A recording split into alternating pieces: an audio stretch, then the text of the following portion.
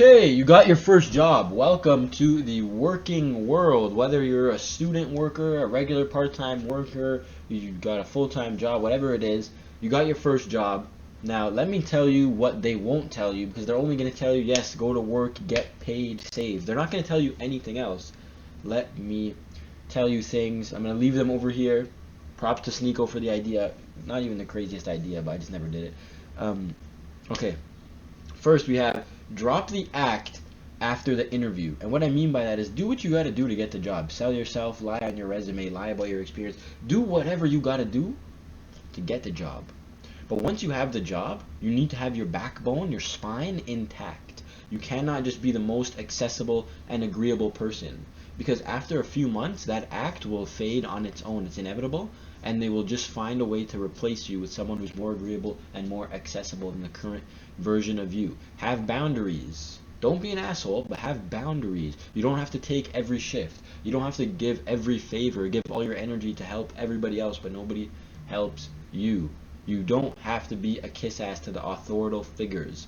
Okay? And if someone's not putting any effort into you, you don't need to put that much effort into them. So drop the act after the interview. Okay, or it's gonna drop on its own. That's the only reason why I'm telling you that. And then 6 months down the line, it's gonna be a misery.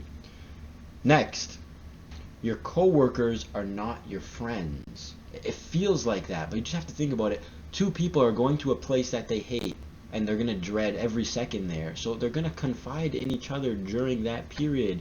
You might talk about sports, shits and giggles, and yada yada, but you don't need to talk about your personal life, your family life, your friends. You don't need to talk anything along those lines, unless you feel like that person is really, really worthy. Another thing is, you don't need to continuously make efforts to bring that relationship outside of work. If you ask them once, hey, do you want to hang out this day, whatever, we're both off, blah, blah, blah, and they say no, and they don't provide an alternative day, like if they say, hey, sorry, Tuesday doesn't work for me, but they don't say, hey, Tuesday doesn't work for me, but maybe Wednesday, maybe Sunday, this or that, they got their friends, all right? You have to understand that. A lot of people are not going to these places to make friends. They're going there to get a little bit of money in their pocket. Don't take it personal, but just don't force it, because that can even affect your relationship at work with these people. Next, never engage in gossip at the workplace. You're not interested in it. It's only going to backfire on you, because it could reach authorial figures. It's going to backfire on you. It could reach whoever the topic of conversation is. It's going to backfire on you. Even if you're not the main source of the gossip, whatever. First of all, the main source of the gossip is always going to pin it off on other people. That's inevitable. So just engaging in gossip will get you in trouble that you don't need to be in, and can affect you negatively when you don't need it to happen, because you're not going to get anywhere with gossip. It's really not going to entertain you. It honestly, just gossip is terrible as a whole. You're selling value, like your value, you're losing value by participating in gossip, and you're potentially getting yourself in trouble. Next, number 4, pay attention to the real decision makers, the real authorial figures at your workplace, because sometimes the titles don't mean everything. For example, I've seen some like top chains, like the team leaders, the store managers, they're not the real shot caller. They just have, maybe they've been in the game the longest, maybe they have the best connections, maybe they're the best behind the scenes, whatever, but they're not always the most competent people. They're not always the most mature people. They're not always the real leader. Pay attention to that stuff, okay? Because you can save yourself a lot of time by going to that assistant manager who's really the most influential in this. You can save a lot of time by knowing who's really making shots, who's really making calls, and whatever. It can help you out. Get on their good side. Be good with them. But when I say get on their good side, don't kiss their ass, but make sure they know you're competent. Which leads me to my next point, actually. Being competent is what gets you freedom in the workplace, not by being liked, okay? So that increases my strength in the point of stop being a kiss ass and have, you need to have a spine, because it's not being liked that gets you freedom. And what I mean by freedom is you don't always want somebody over your shoulder watching what you're doing. You don't want that. You don't always want people thinking that you can't do this, you need help. You want to get to work. They give you your list of tasks, and you do your thing, peace of mind, no one's watching over you, you don't have anything to prove or anything along those lines. Competent. Show up to work on time, even a little bit early. Always complete your tasks. Make sure you listen the first time something is given to you, or else you're going to have to keep asking questions. Don't make these people repeat themselves when they don't have to. Positively influence your other coworkers to work harder, to work smarter, to listen better. Teach your coworkers what they need to be taught so they don't have to go to the manager and embarrass themselves, so they don't have to go to the manager and it makes it look like you guys aren't a team. If your coworker doesn't know something, take a few extra minutes to show them. Make sure they do it. Imagine how nice you would feel if you were like the team leader on the floor, so the manager doesn't have to come out and feel like, oh, nobody knows how to do anything, yada yada. Take initiative. Take that competent role. It will buy you a lot of respect. And even it's going to help you with the customers too. When the customers know you as that guy, as that girl, you build connections with them too. It feels good, trust me, and it does you a lot of good stuff for the future. Second to last, I have something that kind of goes along with the coworkers aren't your friends. No sexual relationships, no sexual flings. It's pretty self-explanatory, but I'm just going to take an extra 35 seconds to explain it to you.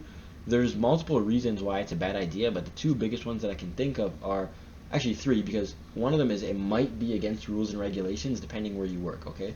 But even if it's not, it's going to lead to a mess, because if it doesn't go well, you're screwed, because it's gonna cause a toxic environment at work. It's gonna cause gossip at work. The manager's not gonna like that. They're gonna want to get rid of one of you. At the end of the day, what I'm trying to say is a sexual relationship at work is gonna have to lead to somebody finding a new job.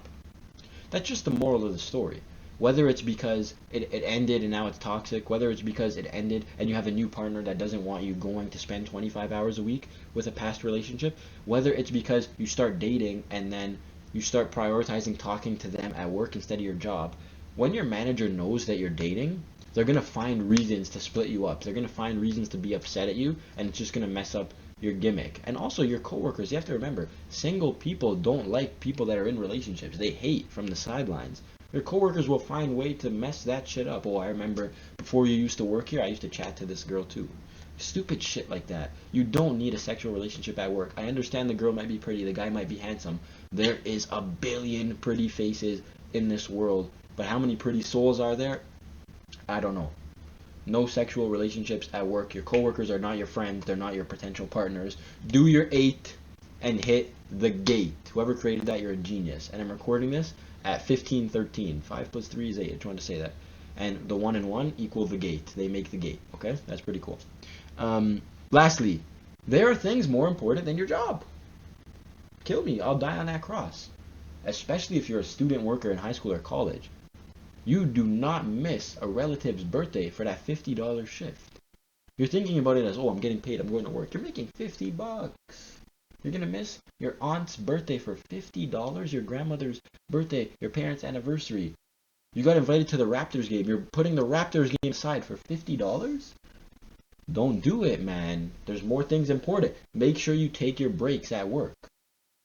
Don't take pride in, oh, I didn't take my break because I had to finish this task. They're going to think you're an idiot and they're going to start using and abusing you.